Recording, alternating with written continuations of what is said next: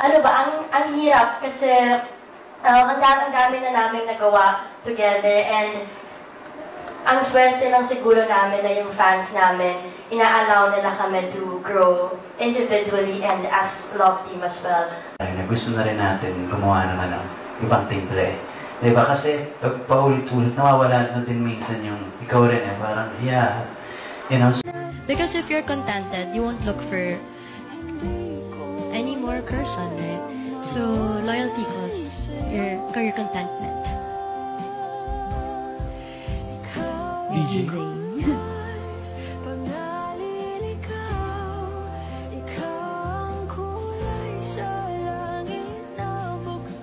Alam mo sinong pinaka-loyal? Yung aso ko, si Summer. Yan ang pinaka-loyal. Doon ko makikita yung definition ng loyalty. Na kahit ano man ang pinagdadaanan ko ngayon, kung ano mang sitwasyon ng emosyon ko ngayon, sino ako ngayon, tatanggapin ako ng buong buo. Yun ang loyalty. Walang judgment kung sino. Thanks, DJ and Kat. We have a question.